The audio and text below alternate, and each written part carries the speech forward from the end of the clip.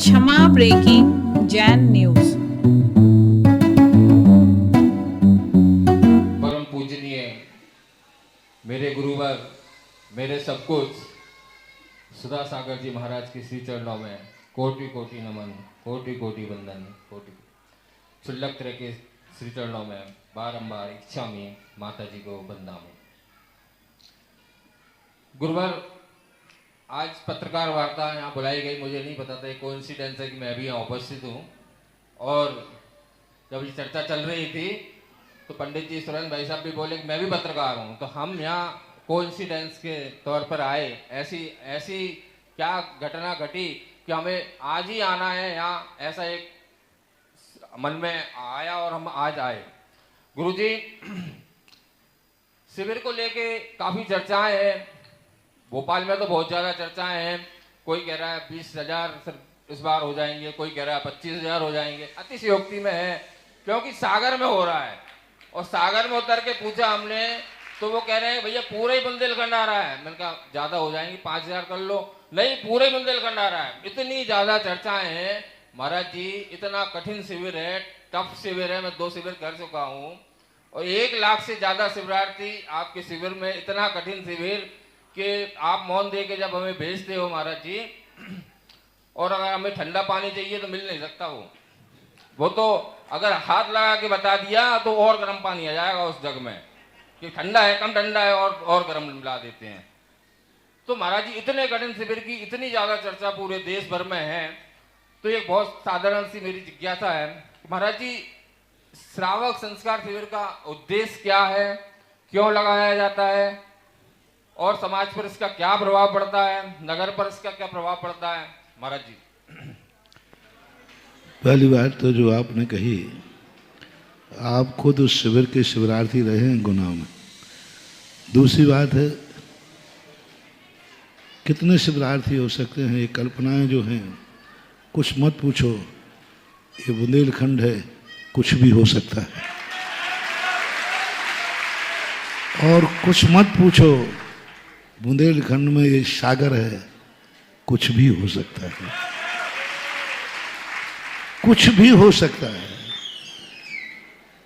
मतलब यहाँ कोई अतिशय नहीं, यहाँ जो कुछ हो जाए वह सब कुछ हो सकता है, क्योंकि सागर एक ऐसी नगरी है, सागर एक ऐसी समाज है, सागर का अतीत इतना संस्कारवान है कि यहाँ जो कुछ भी हो जाए वह कम ही माना जाएगा। क्योंकि सागर एक बुंदेलखंड का एक बहुत बड़ा निर्णायक पॉइंट है। सागर से जो हवा चलती थी वह बुंदेलखंड की हवा मानी जाती थी। अभी भी है, कुछ लोगों ने थोड़ी गंदी कर दी है, कुछ लोगों ने सागर को गंदा कर दिया है। मुश्किल से 5 लोग होंगे। कितने? 5 मैंने ज्यादा कह दिया, उसमें 2 निकाल दो, ओनली 3 होंगे। इससे ज्यादा इस पवित्र सागर को अभी तक तो कोई गंदा नहीं कर। 5 कम से कम 3, बस। इससे ज्यादा सागर का हर व्यक्ति बुंदेलखंड की उस पवित्र धारा को रखता है। मैं सागर आया नहीं था और मुझे आना भी नहीं था, लेकिन बहुत ज़्यादा गंदगी की अफवाहें, गैस फैल रही थी, तो मैंने कहा एक बार खुद सागर में देखे जाऊं कि सागर कितना गंदा हो गया है। मैं सागर को गंदगी देखने आया था, क्योंकि लोगों ने कहा कि सागर बहुत गंदा हो गया, सागर से बहुत गंदी गैस उड़ रही है, बहुत गंदी है। मैंने कहा सागर के लोग इतना गंदा तो नहीं खाते कि गैस गंदी निकले। गंदा खाने वालों की गैस गंदी निकलती है। तो मैंने सोचा कि दुनिया की क्या सुनूं, दुनिया से क्या सुनूं कि सागर में कितना गंदा हो गया है, सागर से गंदी गैसें उड़ रही हैं। तो मैंने कहा एक बार चल के देखते। सुनी की बात ठीक नहीं, पर मैं गर्व से कहता हूं, सागर में आने के बाद मैंने देखा कि आज भी हमारा सागर उतना ही पवित्र है जितना पहले था। ये गंदगी 3 या 5 लोगों की उड़ाई हुई गंदगी है, और उस गंदगी से कोई फर्क नहीं पड़ता। दोषाय नालम कणिका विशस्य। यदि समुद्र में 2-3 जहर की बूंदें डाल दी जाएं तो पानी जहरीला, इसलिए ये 2-4 लोगों की जहरीली बूंदों के कारण से सागर गंदा नहीं हुआ, सागर आज भी पवित्र है। इसलिए दावे से कहता हूं ये सागर है, कुछ भी हो सकता है। ये सागर है, कुछ भी हो सकता है। जब चतुर्मास हो सकता है तो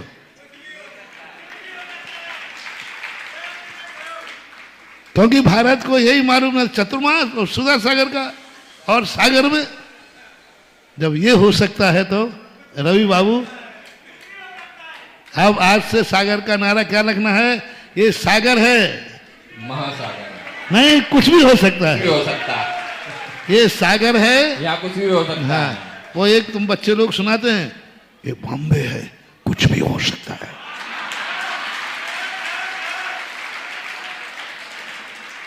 इसी प्रकार ये सागर है, यहां कुछ भी हो सकता है।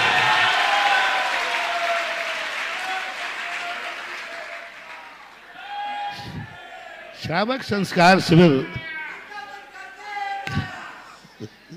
कुछ भी हो सकता है। श्रावक संस्कार शिविर का राष्ट्रीय चेतना, सामाजिक चेतना, धार्मिक चेतना, तीनों पर्पस होते हैं। शिविर के अंदर राजनीति से दूर नहीं किया जाता। राजनीति कितनी पवित्र चीज है, उस पवित्रता का दर्शन संस्कार शिविर में कराया जाता है।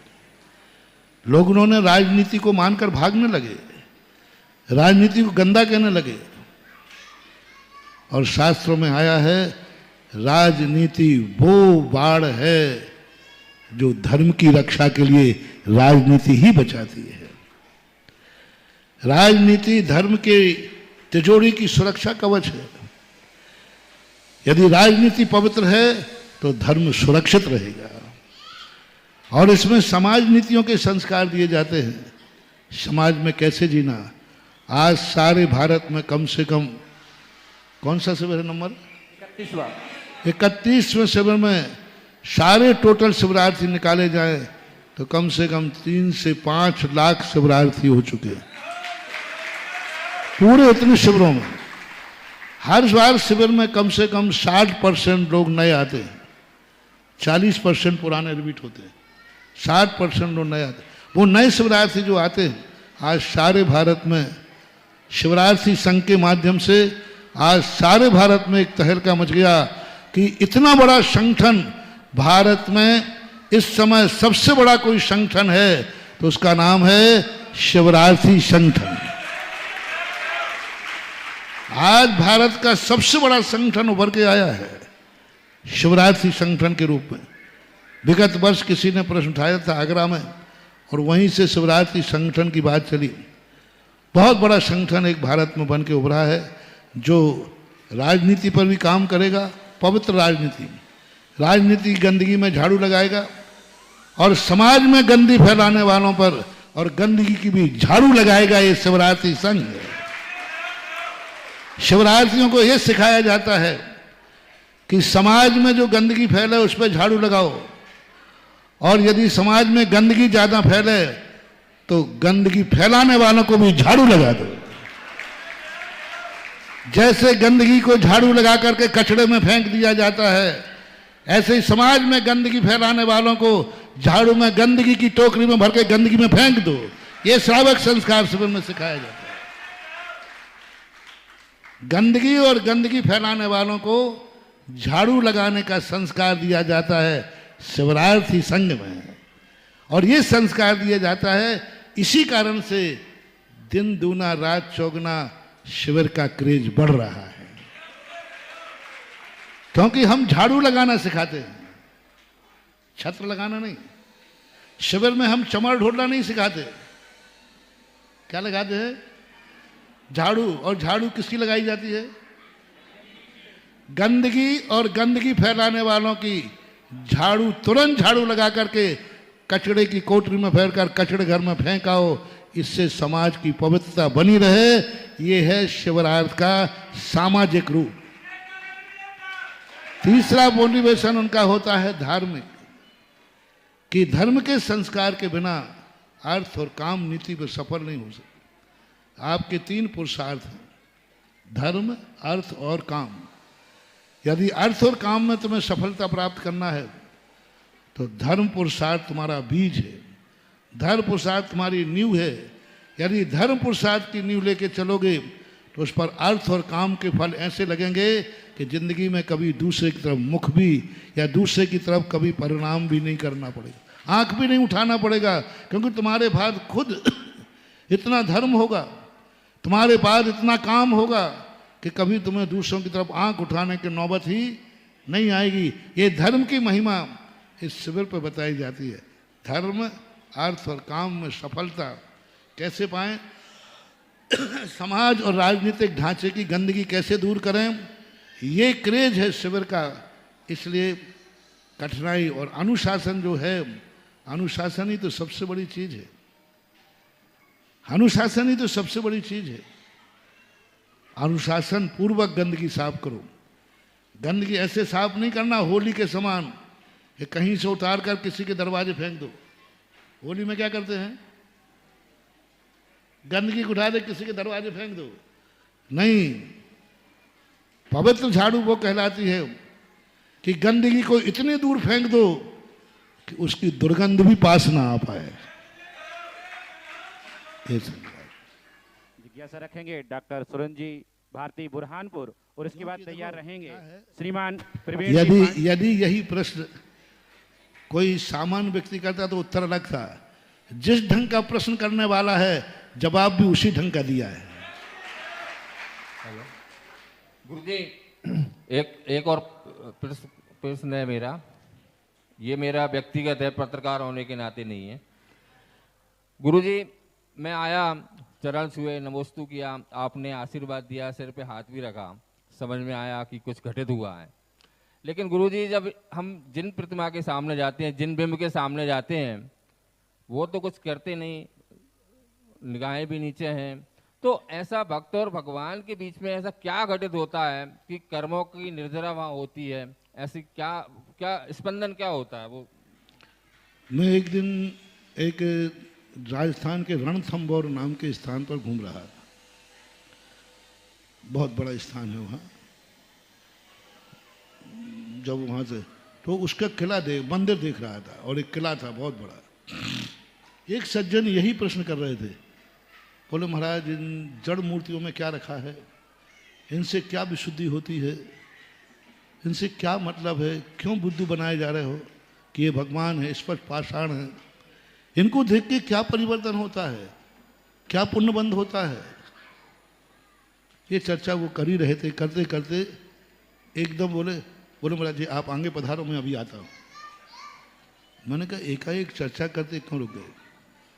अब मैंने थोड़ा तिरछी निगाहों से देखा कि वहाँ किले के दीवार के ऊपर, मंदिर की दीवार बाजू में दिख रहे, उस दीवार पर कुछ राग रंग के चित्र बने हुए थे, जैसे कुणाल में वगैरह बने रहते ना, खजुराहो, कुणाल, नाम कोई अंतर हो सकता है, वो गंदे चित्र बने रहते सांसारिक के, वो चित्र बने हुए थे। और वो चित्र के कारण अब वो मेरे सामने देख नहीं सकते थे, तो हमसे कहा महाराज आप पधारो। अब मैंने देख लिया, और बड़े गौर से वहाँ बैठकर वो बड़े फोटो उतार रहे थे, बहुत गौर से देख रहे थे। फिर वो थोड़ी 1-2 घंटे बाद फिर आए, बोले महाराज जी मेरे प्रश्न का जवाब नहीं दिया। मैंने कहा जवाब तो आपको मिल गया। मैंने तुमने हमें निकाल करके वहाँ तुम क्या देख रहे थे, वो पाषाण था, जड़ था, कि सही चैतन्य के चित्र थे, उनमें क्या रस आ रहा था। देखो ये राग रंग के चित्र बने रहते, विदेशी कैमरा लेकर घूमते, सबसे ज्यादा वहीं जाते हैं, वहां पाषाण ही तो है। एक आकृति बनाई गई, एक रागी को देखकर, राग के चित्र देखकर राग उमड़ जाता है, तो एक भीत रागी को भीत राग भगवान देखकर भीत रागता उमड़ जाती है। पिक्चरों में क्या देखते हो, एक माया ही तो है, एक छाया ही तो है। एक पेपर में क्या देखते हो, कोई राग रंग का चित्र है, उस चित्र को देख करके आपके परिणाम रागान्वित होते हैं कि नहीं, रागी के होते कि नहीं? क्या फोटो उतार रहे थे तुम पढ़े लिखे होकर के जड़? एक शिल्पी ने पत्थर पर एक राग की मूर्ति बना दी, स्त्री और पुरुष की युगलिया की, और आप उस पर लट्टू हो रहे। आप उसको इतना आकर्षित किया कि तुमने गुरु को छोड़ दिया। वो चीज तुम्हें इतनी रुचिकर लगी कि तुमने महाराज के साथ चलना छोड़ दिया। यानी महाराज से ज्यादा रुचिकर चीज क्या हो गई? वो राग के चित्र। क्या था उन चित्रों में? एक पाषाण की आकृतियां ही थी ना। बोले जी, तो मैंने कि फिर? बोले महाराज जिंदगी में पहली बार समझ में आया कि मूर्तियों का महत्व क्या है। मैंने कि तुम्हें शास्त्रों की भाषा समझ में नहीं आएगी, तुम जैसों के लिए सुधा सागर की भाषा ही ठीक रहेगी। मैंने कि अब बोलो इसका चित्र तुमने क्यों? मैंने महाराज का संग छोड़ा, तुम बीच में से निकल गए क्यों? महाराज से भी ज्यादा रुचिकर, महाराज से भी ज्यादा तुम्हारे लिए आकर्षण उन चित्रों में दिखा। क्या था उन चित्रों में जो तुमने फोटो खींचे? क्या था जो तुम वहां आकर्षित हुए? कोई जवाब नहीं दे पाए। मैंने कहा तुम्हारा लाजवाब आनंद है तो हमारे भगवान का दर्शन भी हमारे लिए लाजवाब आनंद है। ऐसा जिज्ञासा रखेंगे डॉक्टर